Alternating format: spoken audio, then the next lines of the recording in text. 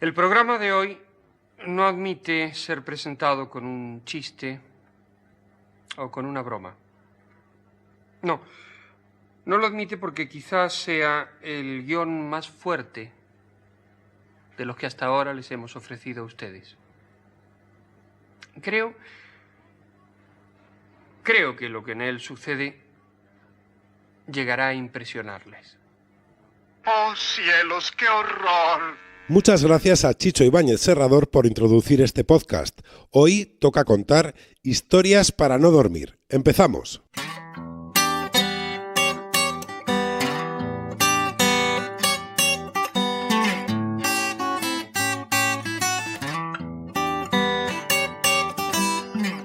Wanda presenta La Propagadora, en el medio del mensaje. Bienvenidos a La Propagadora, una consultora de comunicación que también se escucha. Un saludo de Chema Valenzuela. Miedo a no superar otra crisis económica, miedo a no estar a la altura de los cambios tecnológicos, miedo a perder lo poco que tienes, miedo a parecer más tonto que los demás, miedo a no entender una jerga extraña, miedo a perder el poder, miedo a no parecer feliz en Instagram, miedo a la incertidumbre, miedo a ser excluido o miedo a los demás. En su momento ya hablamos de las emociones en plural. En esta ocasión nos vamos a centrar en una, el miedo. Es la que marca tendencia, la que nos moviliza, ya sea para ponernos a la defensiva o para entrar al ataque. Influye en los procesos electorales, en los procesos de transformación digital, en la formación y en el consumo. Decía Yoda que el miedo es el camino hacia el lado oscuro. El miedo lleva a la ira lleva al odio y el odio lleva al sufrimiento. Sabemos la lección, sabemos que influyen en nosotros a través de nuestros temores, pero seguimos cayendo en ellos. Hoy cambiamos de formato y pasamos a ser, a ratos, actores. Hoy contamos historias de miedo. Vemos cómo la comunicación nos puede llevar al lado oscuro.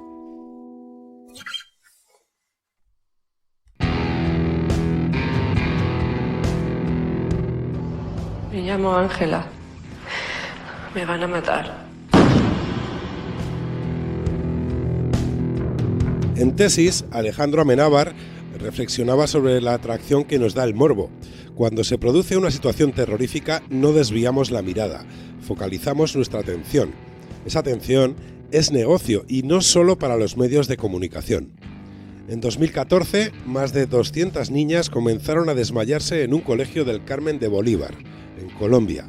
Rápidamente, varios grupos religiosos centraron sus críticas en la vacuna contra el papiloma humano, ya que esta debe utilizarse antes de las primeras relaciones sexuales. Los medios amplificaron la teoría y los abogados salieron de todas partes solicitando indemnizaciones, haciendo negocio del miedo. El tema, que para los conspiracionistas siempre seguirá abierto, como un negocio más, se cerró al quedar demostrado empíricamente que tan solo se trataba de un caso de histeria colectiva. Miedo, morbo y beneficio van unidos en una historia en la que la comunicación fue clave y de la que nuestro compañero David Ortiz ha podido hablar con uno de sus protagonistas, el que fuera entonces ministro de Sanidad de Colombia, Alejandro Gaviria. Este caso es una prueba clara de cómo un hecho con causas que se pueden explicar desde un punto de vista científico y que tiene un origen identificado, se sale de control por el mal manejo de los mensajes, por la forma como se construye el discurso para las partes en un primer momento y por cómo intervienen intereses económicos y hasta religiosos. Para entender mejor el tema, hablamos con Alejandro Gaviria, exministro de Salud del Gobierno de Colombia entre 2012 y 2017, etapa en la que se desarrolló este caótico episodio. Gaviria explica qué factores se dieron cita para empezar a crear este escenario. Yo creo que un primer punto que habría que decir es que la sugestión colectiva, estos fenómenos psicogénicos colectivos, estos psicosomáticos contagiosos, han sido descritos en la literatura médica y han sido descritos en este contexto, cuando hay vacunaciones de adolescentes en ámbitos escolares. Pasó en Colombia y la verdad sea dicha, como autocrítica podemos decir no estábamos plenamente preparados. Hay otras circunstancias locales particulares del ámbito colombiano y es un poco las circunstancias del Carmen de Bolívar, una historia muy compleja de conflicto. En ese colegio en particular había un ambiente bastante deteriorado. Y también el contexto que tiene que ver con la vacuna, porque esto es una vacuna que tiene connotaciones complejas, que ha sido combatida por instituciones religiosas, que tiene esta recomendación explícita que debe ponerse la primera vez antes de que las niñas comiencen sus relaciones sexuales. Entonces ha sido interpretada, sobre todo en ambientes religiosos dogmáticos, como una especie entonces de invitación a empezar la vida sexual. Y un poco una historia local de conflicto y un colegio con unas relaciones bastante complicadas entre estudiantes y profesores, yo creo que lo que detonaron inicialmente. Después pasaron otras cosas, pero ese fue el detonante inicial. La ecuación parece más clara ahora que entonces. Lo que había que buscar era puentes de acuerdos para buscar soluciones integrales para la comunidad. No solo bastaban las explicaciones científicas. Una comunidad asustada no reacciona bien a un mensaje que no entiende. Las cosas como son. Es más fácil creerle al párroco de la iglesia, al que ves todos los días de tu vida, que creerle a un informe infumable del que no comprendes nada. La clave, la empatía. Yo creo que este caso del Carmen de Bolívar en Colombia es un buen ejemplo de cómo transmitir información científica veraz a la comunidad. Cómo hacerlo y cómo no hacerlo. Y las dificultades inherentes en ese proceso. Yo puedo decir también en retrospectiva que nosotros cometimos errores. Cuando esto comienza a ocurrir, la reacción que tuvimos desde el Ministerio de Salud en Colombia fue una reacción bastante defensiva y una defensa de la información científica sobre la seguridad de la vacuna que repetíamos una y otra vez, insistentemente.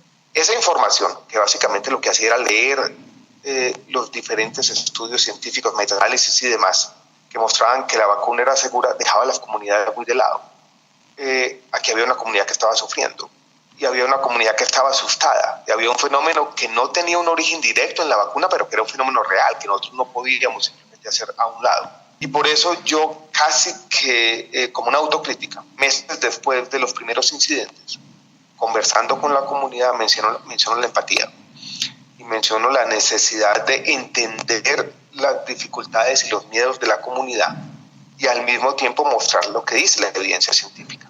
Había que hacer las dos cosas, había que mostrarse empático, había que escuchar la comunidad, había que responder a sus necesidades y demandas, sin dejar de lado la defensa científica de la vacuna, porque muchas veces en ese diálogo empático con la comunidad lo que quería que yo dijera es que la vacuna no era segura y que la vacuna era la causa original de todo lo que estaba ocurriendo. Nunca fue fácil combinar las dos cosas, ser empático y defender la evidencia científica, pero ahí estaba la clave. Durante el proceso, el miedo se convirtió en pánico y se expandió, generando hostilidad en la población, lo que desembocó en disturbios y desesperación. Cuenta Gaviria que en algunas ocasiones tuvo que acudir a este municipio del norte de Colombia en helicóptero y aterrizar en el campo de fútbol para evitar las manifestaciones. Pero, ¿cómo se llegó a esto? La respuesta está en los medios de comunicación, que encontraron una historia que a todas luces era macondiana. Yo creo que los medios no jugaron un buen papel. Yo me acuerdo de una frase de un periodista colombiano que dijo en algún momento, pase lo que pase, el gobierno manejó mal las cosas. Yo le dije, está bien, acepto mis problemas de comunicación, pero yo diría también lo mismo, pase lo que pase, los medios también manejaron mal las cosas. Muy centrados en el escándalo, sin un contexto adecuado, sin análisis de la situación, convirtiendo esto básicamente en un circo, ¿no? Yo recuerdo en algún momento, yo tratando de hablar con la comunidad en las gradas del estadio ahí de fútbol Carmen de Bolívar, yo estaba reunido con 10, 12 madres de familia, y un periodista comenzó a imprecarme a mí, a gritarme, venga, que nos tiene que atender porque necesitamos salir al noticiero del mediodía. Yo le tuve que decir, mi responsabilidad primaria es con la comunidad, no con el circo que ustedes están montando aquí. No fue fácil la forma como los medios presentaron esto. Y lo peor de todo, ya un poco más tranquilos todos, es que esto tuvo consecuencias adversas sobre la salud pública en Colombia. Las coberturas de vacunación de Colombia de segunda dosis de la vacuna contra el virus del papiloma humano eran las más altas del mundo, superiores a las de Suiza y Canadá. Yo presentaba esto en todos los escenarios de salud pública global como un éxito de nuestro país. Colombia había sido el primer país de América Latina en generalizar la vacuna. Avanzó muy rápidamente en las coberturas. La primera dosis siempre es fácil, la segunda es más difícil y teníamos coberturas de segunda dosis superiores al 70%. Esas coberturas en algunas regiones de nuestro país se bajaron hasta el 15%. Y eso va a implicar 10 o 15 años adelante que la prevalencia del cáncer de cuello uterino, que es una enfermedad terrible, va a seguir siendo muy alta y que es una enfermedad de la falta de desarrollo y que es una enfermedad que aqueja sobre todo los países de desarrollo medio como el nuestro, ¿no? Es difícil con la premura que tienen los medios de comunicación, con lo que alguien ha llamado la dictadura del clic, con lo que yo he criticado en muchas instancias como la sociedad del espectáculo, que estos casos se analicen bien.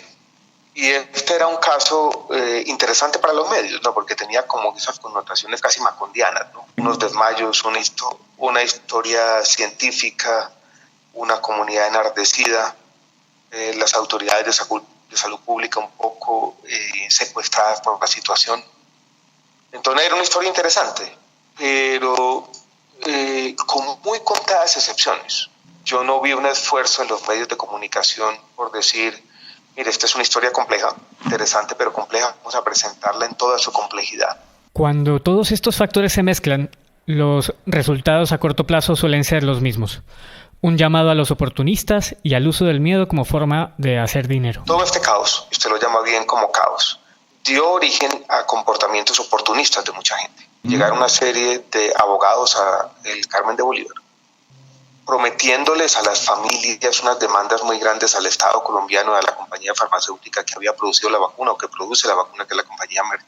Yo supe de primera mano que les decían a las familias, miren, vamos a poner la demanda y va a haber 50, 100 millones de pesos para cada familia. Esa promesa, que era una promesa vana completamente, era una mentira, fue propagada por todo lo que ocurrió con los medios de comunicación. Ayudó a seguir propagando este problema. Porque incluso les dijeron los abogados a las familias que tenían que seguir yendo a los hospitales porque mientras más entradas de urgencias tenían y más documentado estaba lo que pasó, más probabilidad tenían de ganar la demanda. Y encontramos como lo siguiente: cada que llegaban los medios veían oportunidad para hacer esto y los medios básicamente disparaban o desencadenaban el fenómeno. Entonces esto, que empezó siendo un fenómeno real, se convirtió en un fenómeno mediático, donde básicamente se estaba dando una representación con manifestaciones casi histrónicas ante los medios de comunicación buscando un interés económico. Una cosa muy extraña, ¿no? Tiempo después de que se desatara la polémica, el Instituto Nacional de Salud de Colombia encontró una forma de explicar a la opinión pública lo que había pasado. Pero la crisis ya había afectado más de la cuenta.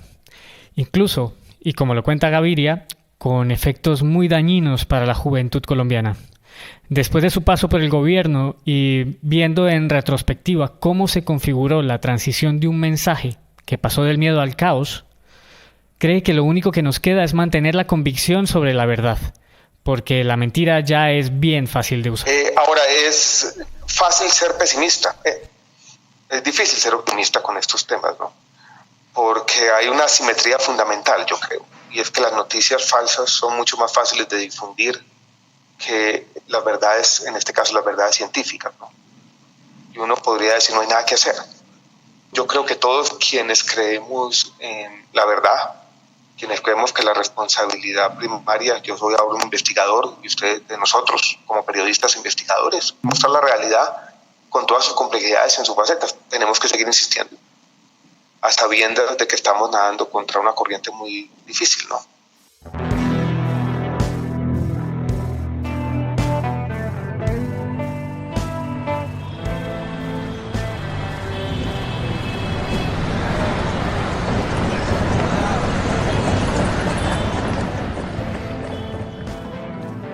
Joder, siempre me pasa lo mismo. Salgo con el tiempo justo y encima cojo el bus, con la de tráfico que hay.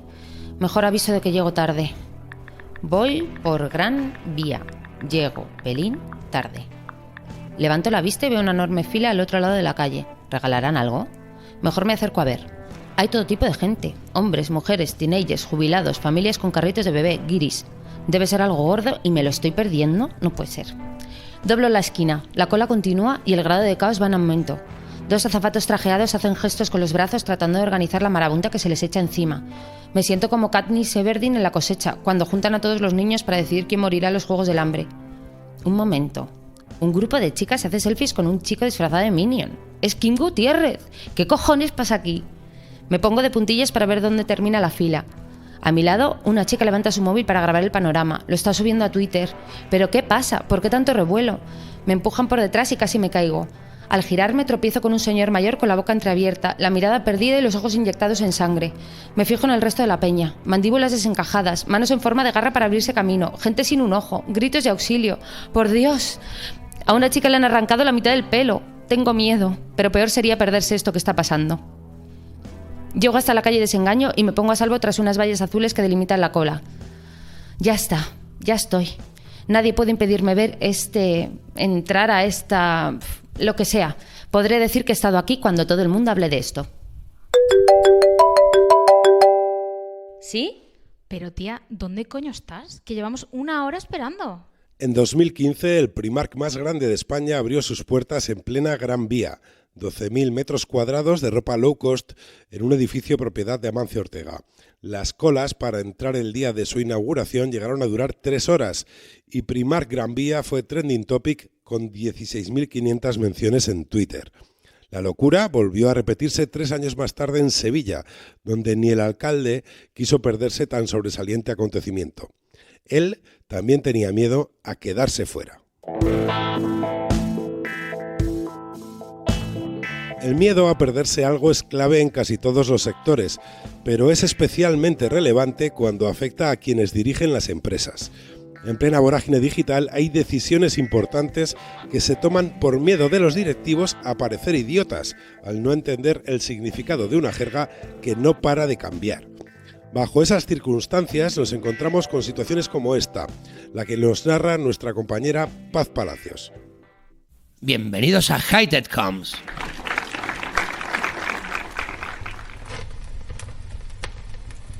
Los directivos estaban reunidos alrededor de la hoguera, como cada año, como cada última noche del retiro Hightech Comms. El campamento era el más reputado del país, por lo que nadie se atrevía a perdérselo. Era el turno de las historias de terror, historias de fracaso, historias de obsolescencia, porque de nada se aprende más que del error. Era el momento de recordar a los que quedaron atrás, a los que no supieron subirse al tren de la tecnología, adaptarse a la inteligencia artificial, a la programática. Nadie quería ser como ellos. Era el discurso del miedo el que tomaba la palabra. Era el momento de invertir en nuevos modelos, sin importar el coste o la utilidad, si eran escalables o vendibles. Hay que mirar hacia adelante, no quedarse atrás. Nadie quería ser ese ausente protagonista de las historias, los que apostaron por no apostar.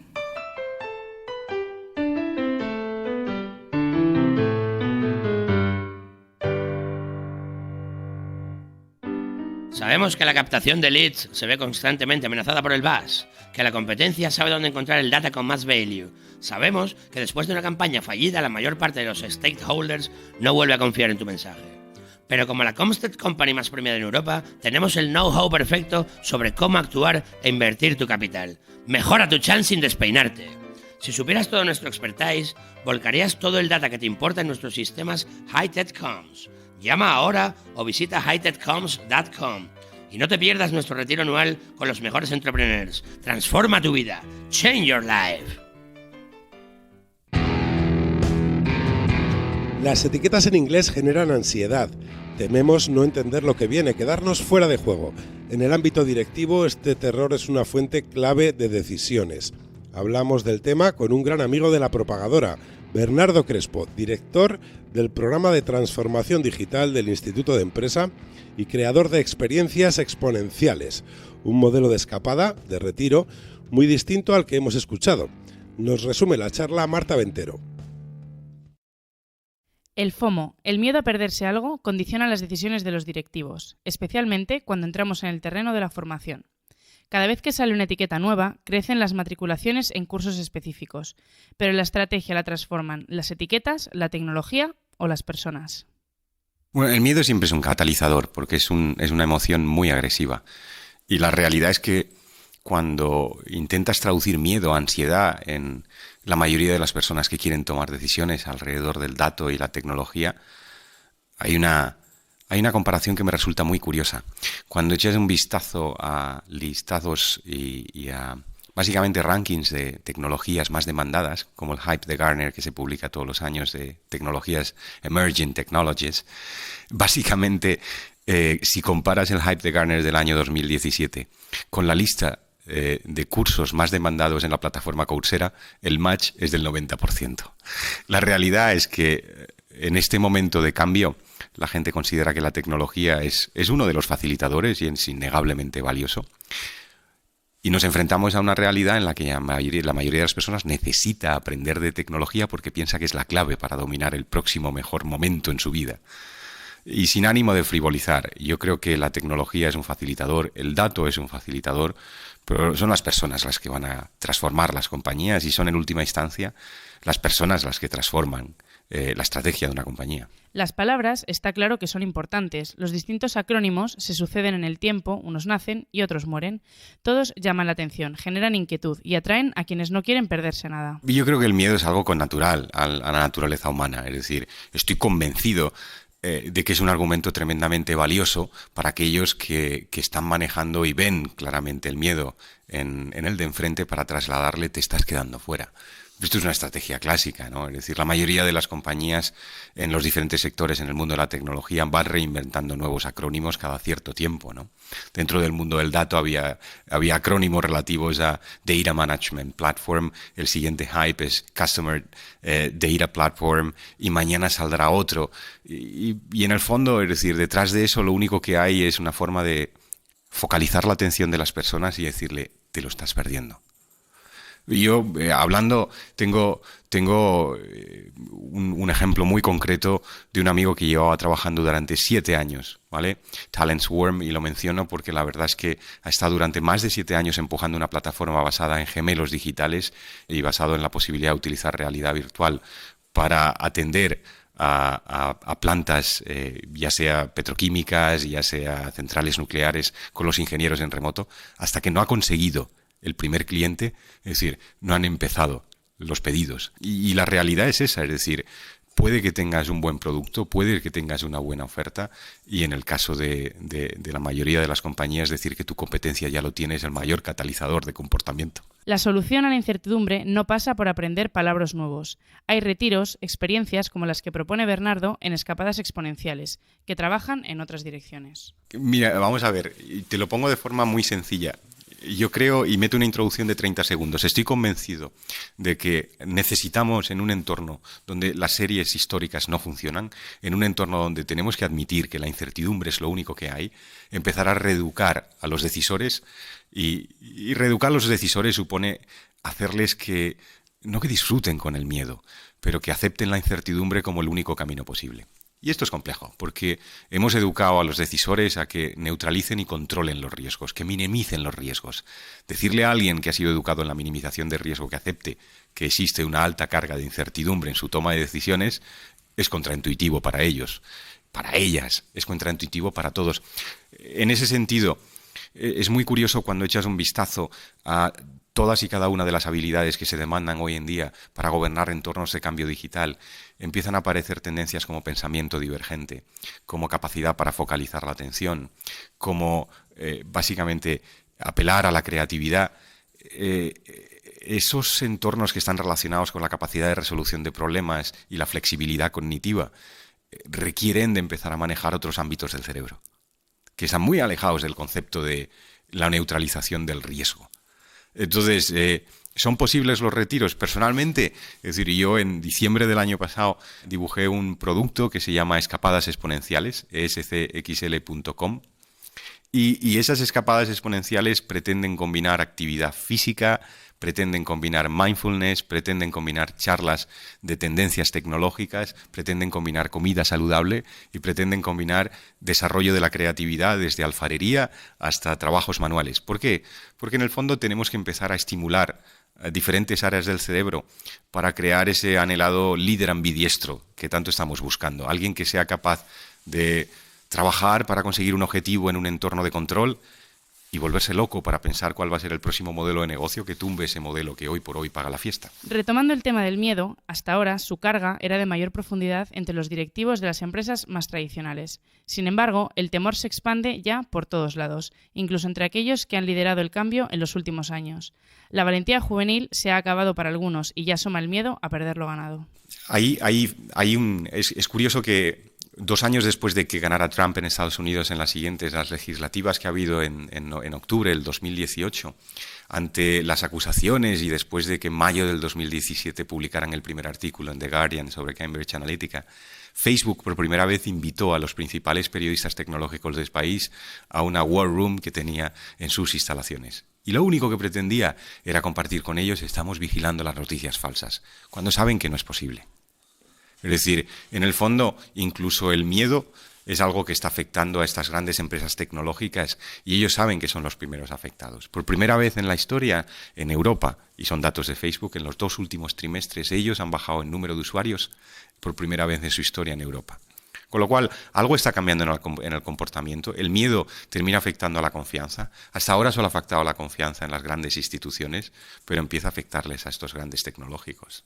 Ellos son los primeros que han creado. En mayo de este año, por ejemplo, Sundar Pichai presentó la solución Google Wellbeing, porque son responsables de que han destrozado la atención de los usuarios y necesitan empezar a avisarnos de que llevamos mucho tiempo enganchados a esas 5 pulgadas que nos vuelven locos. Hay miedos que superan al resto, tienen que ver con nuestra supervivencia. España es uno de los países más seguros del mundo, es un hecho contrastado. Sin embargo, de vez en cuando, hay quien apela a la inseguridad ciudadana para conseguir a cambio un retorno directo, ya sea en forma de votos o directamente de ingresos económicos. Da igual que en tu barrio no se haya producido un robo en los últimos años. Si alguien te inculca la duda, te sentirás inseguro.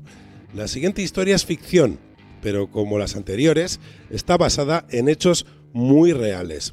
Es obra de nuestra compañera Andrea Abril. David, ¿qué te pasa? ¿Tienes una cara? Nada, María, nada. Que me han llamado de la empresa de alarmas del vecino, que nos recomiendan contratar una alarma con ellos porque parece que hay una oleada de robos en el barrio. Me han dicho que piense en nuestra seguridad y en la de nuestros niños. Pero David, ¿qué niños?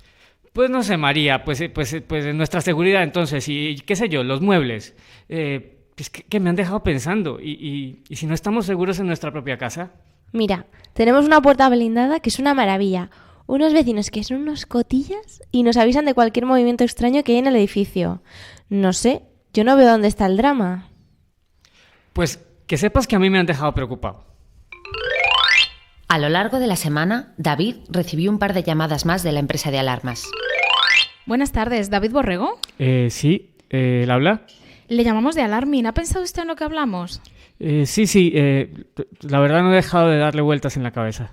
Es lógico. Lo normal es que piense usted en la seguridad de su casa y de las personas a las que quiere. Y tal y como está el mundo, toda protección es poca. No se puede imaginar usted cómo están las estadísticas de criminalidad. El mal se extiende por el mundo. Entonces, señor Borrego, si usted quiere, pues podemos contratar un sistema de alarma. Yo le aseguro que solo entonces podrá vivir tranquilo. Aquella noche... David, ¿qué te pasa? María, pues que están entrando a robar. María, que nos roban. Pero que aquí no hay nadie. Estaría soñando. Nos roban, María, lo veo. Van a entrar por la noche, mira, y nos van a robar, nos van a matar a los vecinos y a toda la gente que vive aquí en la calle, María, lo veo. David, que me parece que se te está yendo la olla. Después de 2 semanas sin dormir, David contrató el sistema de Alarmin, el más caro de todo el mercado. Llenaron su casa de artilugios extraños. David ni siquiera sabía para qué servían muchos de ellos. Daba igual, ya podía vivir tranquilo, estaba fuera de peligro. Adiós insomnio. Se arropó y se durmió enseguida. Pero a la mitad de la noche lo despertó un ruido. Han entrado, pensó. Nos están robando y la alarma no ha funcionado. Notó que alguien se movía al fondo de la habitación. Cogió la lámpara de hierro de la mesilla, se acercó hasta allí y le asestó un golpe al intruso. ¡María! ¡He atrapado al ladrón! ¿Ves cómo la empresa de alarmas tenía razón? ¡Querían robarnos! ¿María? ¿María? No. ¿Nota la inseguridad que nos rodea? ¿Siente miedo en su propia casa? No lo piense más y contrate Alarmin. Nuestro sistema de alarma de última generación protegerá a su casa y a los suyos. Con Alarmin, siempre seguro.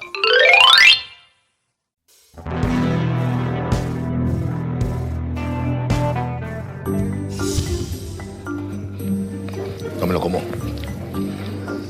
esto no está bueno.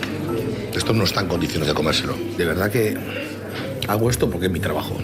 Si no, yo esto no me atrevo ni a probarlo. Los actos diarios ocultan las amenazas más aterradoras. Cualquier acto de consumo es cotidiano, pero si hay algo que nos concierne a todos de un modo directo, es la alimentación y la salud. Hemos hablado del tema con Yolanda Quintana. que cuenta con una amplia experiencia en la gestión de comunicación de crisis en temas relacionados con el consumo. Los emperadores romanos tenían miedo a que les envenenaran. Nosotros, en cierta medida, también.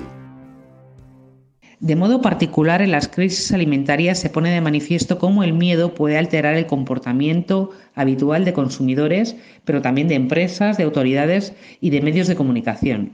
Un claro ejemplo lo podemos ver en la aparición en España, en el último trimestre del año 2000, de los primeros casos de vacas con síntomas de encefalopatía espongiforme bovina, lo que se llamó la crisis de las vacas locas.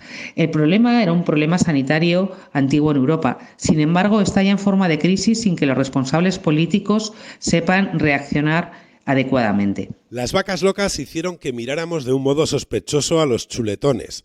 ¿Qué falló en aquellos momentos? Informaciones inexactas y parciales.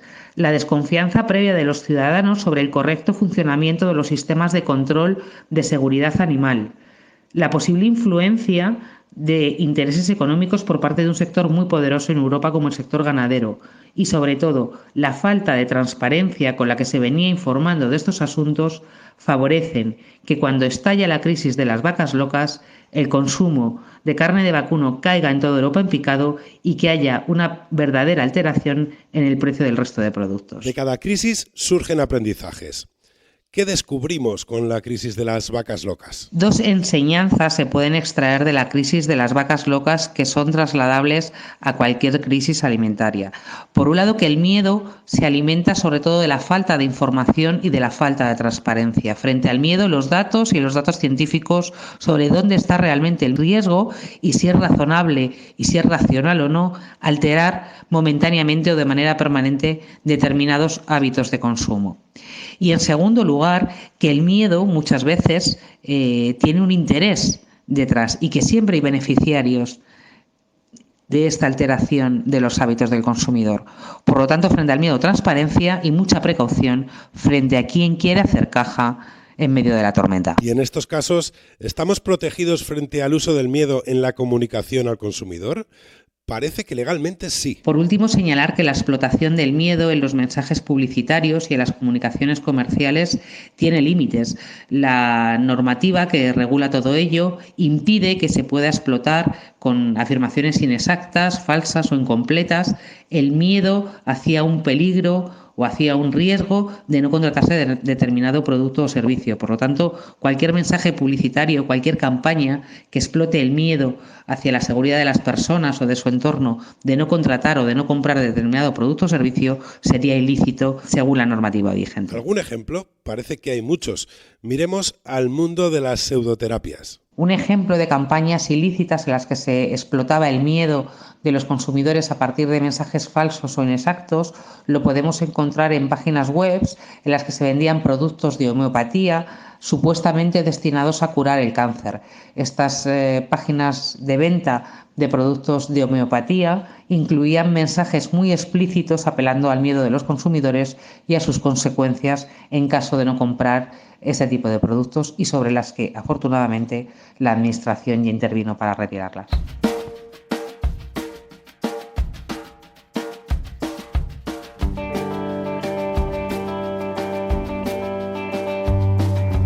Y hasta aquí este episodio dedicado a las historias de terror.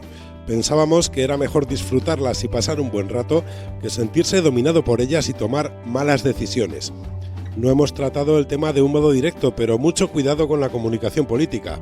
Últimamente vive anclada en el miedo y este año hay muchas elecciones.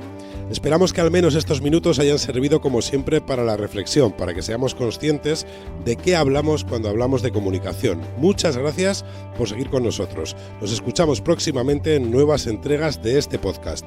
Hasta entonces, recordad que el resto de los compañeros de Cuonda siguen publicando unos programas increíbles. Desde La Propagadora, un saludo.